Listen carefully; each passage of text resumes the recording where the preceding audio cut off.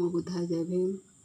एक छोटा सा प्रयास है जो मैं अपने समाज को समझाना चाहती हूँ, और इसी तरह अगर हम अपने समाज में सबको बहुत आसान तरीके से समझाएंगे तो शायद समझ जाएं, क्योंकि किसी भी तरीके से हमें समझाना ही अपने समाज को। तो ये देखिए, ये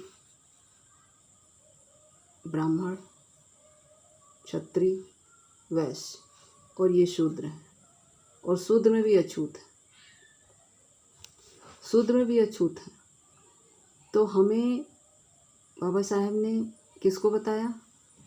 बुद्ध जी के बारे में बताया। और बुद्ध जी अपनी बुद्धि के बल पे ही ऊपर आए हैं यहाँ पे। जो अपने आप को कहता है कि मैं बहुत बड़ा हूँ, और इसकी सेवा, ये जो सेवा है ना, ये इसकी करे, और ये भी सेवा इसकी करे। और ये शूद्र है, ये तो बना हुआ है सेवा के लिए, ये इसका कहना है। यानी मनुस्मृति का विधान जो बनाया हुआ है कि ब्राह्मण की सेवा ये भी करेगा, ये भी करेगा, ये भी करेगा। और इन्होंने क्या किया है कि इसमें से भी अछूत बना दिए हैं, शूद्र में से भी अछूत बना दिए हैं।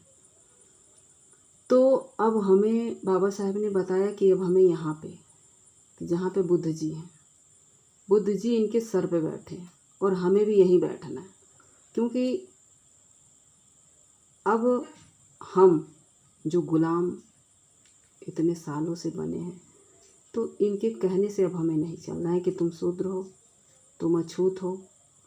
यानी इन्होंने शूद्र में से भी अछूत बना दिए। तो ये बताइए कि क्या पूरा जीवन हमारी जो बच्चों की भविष्य है, जो हम लोग हैं, और जो आने वाली पीढ़ी है, बस इसी में रह जाएगी, शूद्र और अछूत में? तो जब हमें बाबा साहेब ने रास्ता बता दिया है कि आपको बुद्धा के पास यहाँ पे जाना है, यानी इनसे ऊपर, और यहाँ पे जाने के लिए यहाँ से जो शूद्र हैं, जो फिर शूद्र अछूत बने हुए हैं, तो ये अछूत बहुत प्रयास करेंगे, जैसे बाबा साहेब ने किया। बाबा साहेब यहाँ पे आ गए। जब यहाँ पे आ गए तो ना हमें इनसे डरना है, ना इनसे डरना है, ना इनसे डरना है।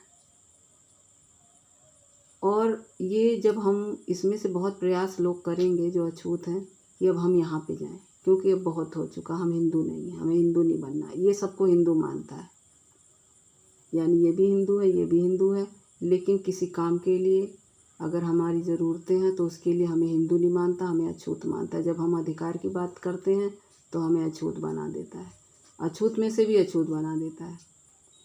और जब बाबा साहब ने बहुत प्रयास किया तो हम लोगों को आरक्षण का अधिकार दिया, तो इसमें से जो नौकरियां मिल चुकी हैं, ये कोने में बैठे हुए हैं सब, क्योंकि इनसे फिर शर्म लगती है।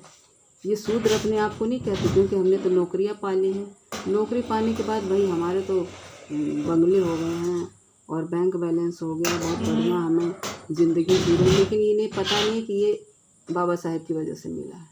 तो जो भी नौकरियां कर रहा है उसे यहाँ पे आना है, इस चीज़ को समझना है कि बाबा साहेब ने इन लोगों की बात क्यों नहीं मानी, इन लोगों की गुलामी नहीं की बाबा साहेब ने, और उन्होंने यहाँ पे आना ज़रूरी समझा।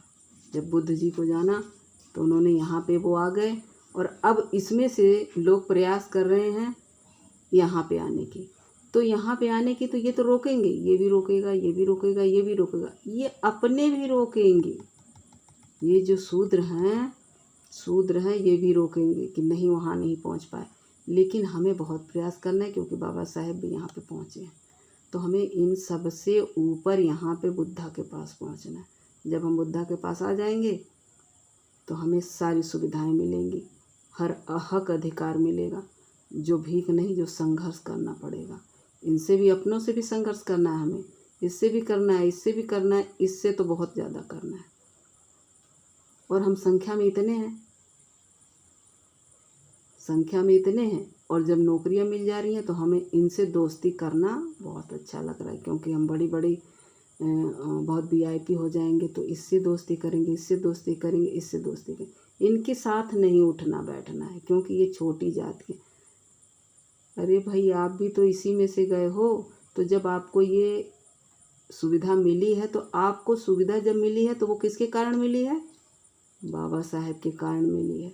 तो आपको यहाँ आना है, आप अगर नहीं आएंगे तो ये आप लोगों को गुलाम जीवन भर बनाए रहेंगे। अगर हमें गुलामी से छुटकारा पाना है तो यहाँ से हमें हटना है, यानी हमें यहाँ पे आना है। यही बात हमें समझानी है अपने समाज को। नमो बुद्धाय, जय भीम।